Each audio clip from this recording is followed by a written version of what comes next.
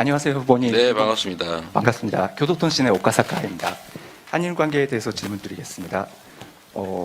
일본에서 최근 기시다 내각이 출범하고 한국에서 내년에는 새로운 정부가 출범함으로써 관계 개선에 대한 기대감 조심스럽게 나오고 있는데요. 그렇지만 일본에서는 후보님께서 그동안 강경 발언을 해오신 것을 두고 대통령이 되면 한일 관계가 더 어려워질 거라는 우려의 목소리가 있는 것도 사실입니다.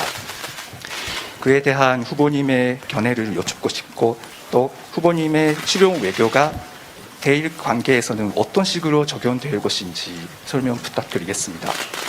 Well, 또 first, 한 가지는 아무래도 한일 간의 제일 큰 현안이 징용 문제인데요. 문재인 정부는 대법원 판결을 존중하면서도 압류된 일본 기업의 자산을 강제 매각하는 것은 바람직하지 않고 외교적 해법을 찾는다는 입장인 것으로 알고 있습니다. 후보님의 생각도 같습니까? 이 문제 해결에 대한 해법이 보관이 있으신다면 어떤 것인지 설명 부탁드리겠습니다. 대한민국 외교 현안 중에서 가장 심각하고 또 어렵고 그런 현안들에 대해서도 여러 가지를 한꺼번에 물어주셔서 제가 꽤 시간이 걸려서 답변을 나눠서 드려야 될 것 같습니다.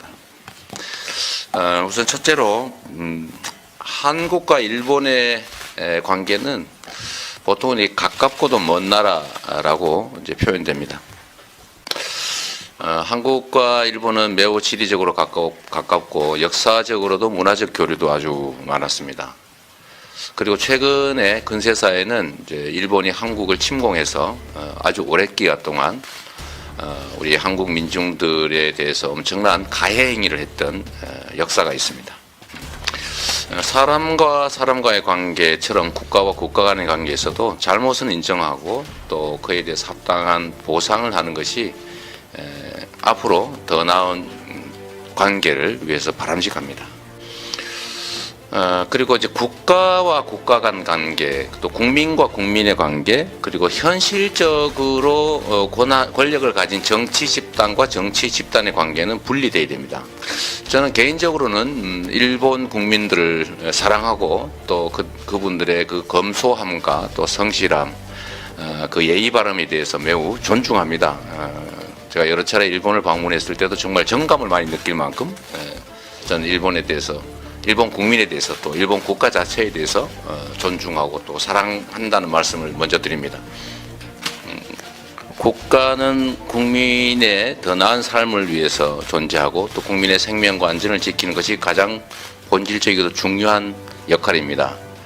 그렇기 때문에 한국 국민과 일본 국민의 관계는 좋아야 하고 또 일본 국가 한국의 국가 간 관계 역시 당연히 좋아져야 됩니다. 그러나 현실적으로 특정한 시기에 그 나라의 현실적인 정치 권력을 가진 집단들은 끊임없이 변화하고 또 바뀌어갑니다.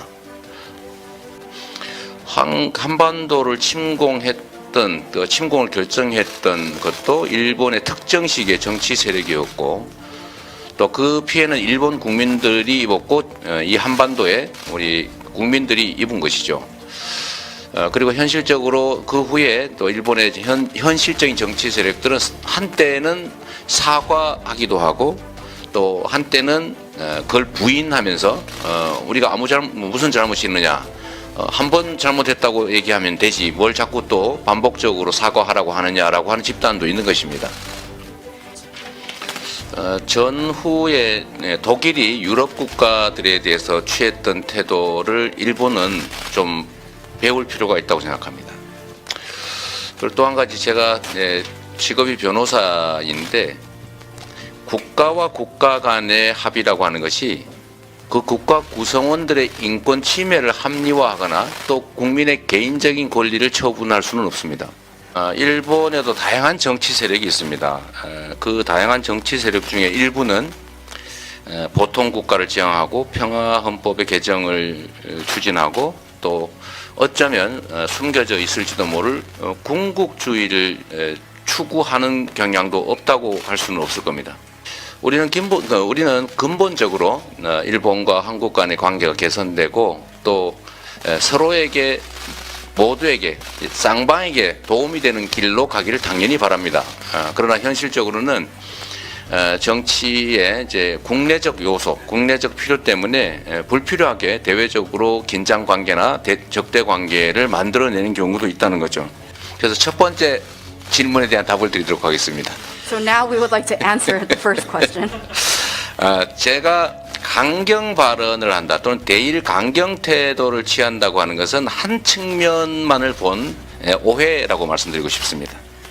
저는 한국과 일본이 가장 지리적으로 가깝고 상호 의존적 관계에 현실적으로 있기 때문에 서로 협력하고 서로에게 도움되는 길을 찾아가야 한다고 생각합니다.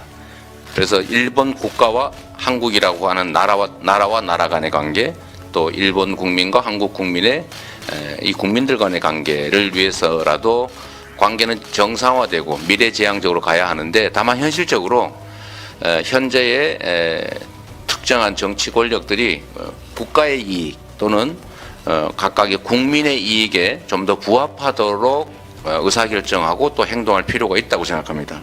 이어서 제가 두 번째 질문에 대한 답을 드리도록 하겠습니다. Now I'd like to move on to answer this 그러면 question. 한일 관계에서 어떤 게 진짜 실용 외교냐라는 질문에 답을 드리도록 하겠습니다.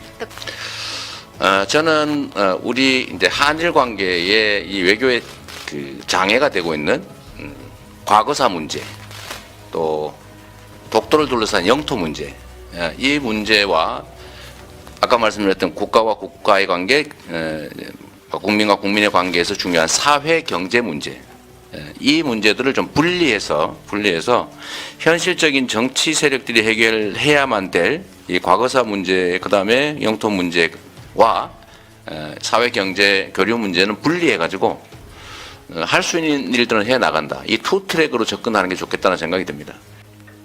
침략에 따른 한반도의 피해라고 하는 과거 문제, 이걸 사과할 것이냐 말 것이냐, 배상할 것이냐 말 것이냐 하는 이 과거 문제와 우리가 앞으로 가야 될 미래에 관한 문제는 분리해서 대응한다. 또 영토 문제는 영토 문제대로, 정치 문제는 정치 문제대로 분리해서 경제적 교류와 협력의 문제 역시 분리한다. 이런 입장을 좀 잘 관철해 주면 저는 충분히 쌍방이 합의할 수 있는, 쌍방이 모두 동의할 수 있는 길을 찾아낼 수 있다고 생각합니다. 그래서 세 번째 질문에 대한 답을 드리도록 하겠습니다. 징용 문제, 징용과 관련된 판결의 강제 집행 문제를 어떻게 해결할 것이냐, 이걸 물어주셨는데 답을 드리겠습니다. 서로 상대 국가의 현실적인 문제들을 좀 인정할 필요가 있습니다. 그 첫 번째 가장 중요한 차이가 뭐냐면, 한국은 입법, 사법, 행정이 헌법상 명확하게 분리되어 있어서 이 행정 영역이 사법에 절대로 관여할 수 없고, 관여하면 그게 범죄 행위로 처벌받게 됩니다. 근데 일본은 행정과 사법이 완전히 분리된 건 아니어서 행정적 요구에 따라서 사법적 결정과 집행이 바뀌어질 수 있는 나라라고 알고 있습니다. 그래서 서로 이 사법 판결과 집행에 대해서 이해하는 그러니까 입장이, 객관적 상황이 좀 다릅니다. 이제 그런 전제 위에서 가해 기업과 피해 민간인 사이에 이미 이루어진 판결을 집행을 하지 말자라고 하는 것은 사실상 불가능하기 때문에, 그 전제 위에서 이걸 인정하는 전제 위에서 문제 해결점을 찾아야 됩니다. 그 첫 번째는 지금 한국의 피해자들의 주된 입장은 돈을 받는다는 다음 목적이고 사과를 받아야 되겠다는 것입니다. 그래서 이 사과의 문제, 진정으로 인정하고 사과하는 문제가 우선이기 때문에, 이 문제는 사실은 돈 문제는 아니지 않습니까? 또 이런 그런 문제가 있고, 두 번째로 집행 문제는 일본이 요구하는 것처럼 집행 자체를 아예 하지 마라, 판결을 취소해라 라고 하는 건 불가능하기 때문에, 그 전제 아래서 예를 들면 지금 여러 가지 대안들을 서로 논의하고 있습니다만, 그 중에서 어떤 대안을 만들지는 제가 지금 이 자리에서 말씀드리기는 어렵고, 다만 서로 인정하고 객관적 상황이 다름을 인정하고 그 위에서 사과하고 진지하게 사과하면, 저는 마지막 남은 배상 문제는 저는 충분히 현실적인 방안들을 얼마든지 찾아낼 수 있다고 생각합니다.